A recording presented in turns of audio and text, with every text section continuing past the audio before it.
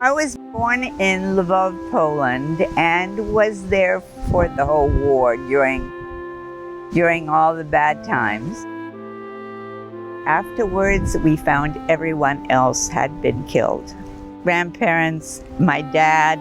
Poland was a difficult place after the war. There was still a lot of anti-Semitism, and I was very depressed and quiet. So we went to Sweden to wait for the number to come to America. And my mother was very worried about me, so she asked somebody who spoke German, and the lady invited me over. She sat down at her piano and she started to play. And a great big change happened in me. I realized that there was more. It was beautiful. I was touched. I began going to school. I started to laugh. And I decided that I wanted to be an American girl. Born in Lodz, Holland. I was 13 years old. The war broke out. The Germans come in, the first thing they did, burn the synagogue down. I was a witness. They got to my witness. I seen it, I still see it in my eyes. I came upstairs. So I said to Mommy, I'm going to escape. So my mother took me to the stairway. She said to me, go, God's help, God will help you. Went to a train, I went to a Bolshevik ghetto. And after a while, I couldn't stay with my aunt because other Jewish people moved into the place. I took a walk. Every day you walked the street, people were dying like starvation and hunger. I don't remember what happened 2 weeks ago, but I remember what happened to me years ago. I'm 97 years old. I'm a Holocaust survivor. Got on a train, and no, it wasn't a passenger train. It was a cattle car train where it got 40, 50 people on boxcar. We arrived in Auschwitz. About 30–40% of people were dead on the train already. Whoever could walk, you walked out and were lined up in rows of 5. And you met Dr. Joseph Mengele. And he picked me out to go to the left. He picked out old people, sick people, young people. My luck was, it was after midnight. Dr. Mengele moved further down. I ran back to the other side. If it would have been daytime, I don't think I could have done it. We were already over 4 years in the camps. Until about April 28, 1945, we were going to Germany.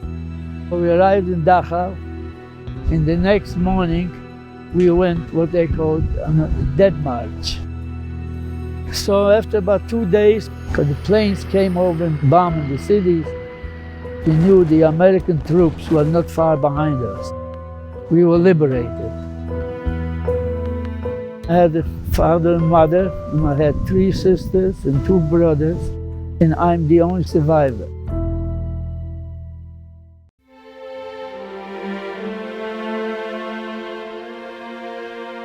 My mother and I finally got to come to America. I was 14 3/4, I like to say, when we passed the Statue of Liberty, and I spoke to the Statue of Liberty. I said to her, what will my life be like in this place? I learned how to be an American girl from movies. I learned about boys from the movies. You had to buy things wholesale. I learned everything. I went to school, I worked very hard, I did very well, and I wanted to become a school teacher because I had never been to elementary school, and by golly, I was going to be a teacher and get to an elementary school after all. Came 1946, July, came to New York. I was 18, 19 years old. And after a while being there, they will send you to Pittsburgh to stay with another Jewish family. Good-hearted people. They knew my pain. How did I adjust myself? Good question, I don't know either. I still reminiscing where I come from, who I am, what they took it away from me. I came to this country. I had to learn the language, and I was in business for 37 years on Melrose, selling military uniform. I was married, and matter of fact, today would have been my 63rd anniversary. When the museum started, at first I thought, oh, who would want to know any of that? But the people were wonderful, the people who had created the museum, and they reminded me of my past. I wanted to know what had happened to all the Jews, and who am I, and how do I fit into it? I've been talking here at this museum for many years now because we have to tell the young people what happened and that I'm a Holocaust survivor. There's a lot of kids I speak to, they never heard about the Holocaust. I tell them there's a lot of anti-Semites out there and the Holocaust deniers. I tell them don't listen to them because the evidence is still in existence. You go to Dachau, Treblinka, Majdanek, Auschwitz, the ovens, everything is still in existence. You got thousands of people going there daily from all over the world.